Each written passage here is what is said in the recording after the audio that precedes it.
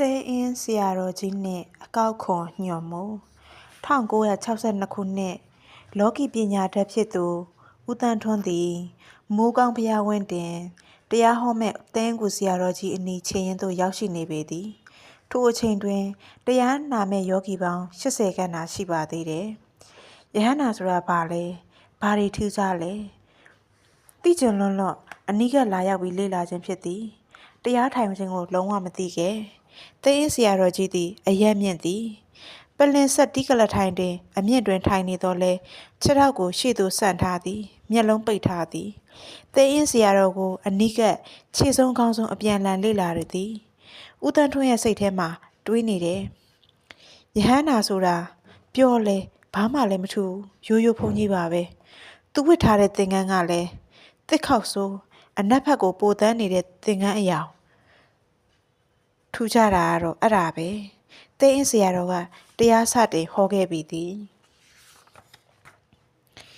ဘာကြောင့်တရားထိုင်ကြတာလဲပရိသတ်တွေကဖြူတယ်နိဗ္ဗာန်လိုချင်လို့ပါဖျားနိဗ္ဗာန်ကိုသွားခြင်းရင်နိဗ္ဗာန်ကိုသွားခြင်းနဲ့စိတ်ကိုတိမှဖြစ်မယ်ဗြဟ္မပြေကိုသွားခြင်းရင်ဗြဟ္မပြေသွားတဲ့စိတ်ကိုတိမှရောက်မှာနတ်ပြေသွားခြင်းရင်နတ်ပြေရောက်တဲ့စိတ်ကိုတိမှဖြစ်မှာနိဗ္ဗာန်ကိုဝင်ရင်လဲစိတ်နဲ့ပဲဝင်ရတာဗြဟ္မပြေကိုဝင်ရင်လဲစိတ်နဲ့ပဲဝင်ရတာနတ်ပြေကိုဝင်ရင်လဲစိတ်နဲ့ပဲဝင်ရတာရုပ်ကြီးနဲ့ဝင်လို့ရတာမဟုတ်ဘူးစိတ်နဲ့ပဲဝင်ရတာနိဗ္ဗာန်ဝင်တဲ့စိတ်ကိုရှင်းပြပေးပါဗျာ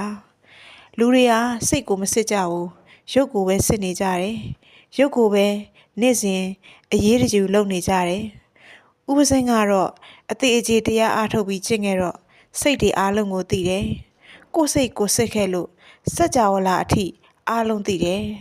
တောတာပန်လဲဒီရုပ်ပဲတက်ကြီးလေးပါပဲယဟန္တာလဲဒီရုပ်ပဲတက်ကြီးလေးပါပဲရုပ်ကြီးကိုကြည့်ပြီးအရိယာကိုမသိနိုင်ဘူးစိတ်ကိုပဲသိရမှာ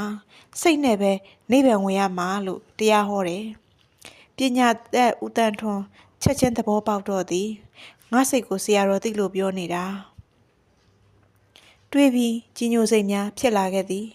ဆရာတော်ရဲ့ရုပ်ကိုကြည့်ပြီးဝေဖန်ဆုံးဖြတ်လို့မိမိအမှားအတွက်ချက်ချင်းပဲစိတ်ထဲကတောင်းပန်လိုက်တော့တယ်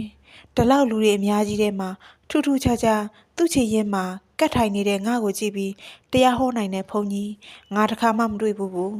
ငါသေးသေးချာချာနားထောင်ရတော့မယ်လို့စိတ်ထဲကအလေးအနက်တရားကိုစတင်နာကြပါတော့တယ်ရှင်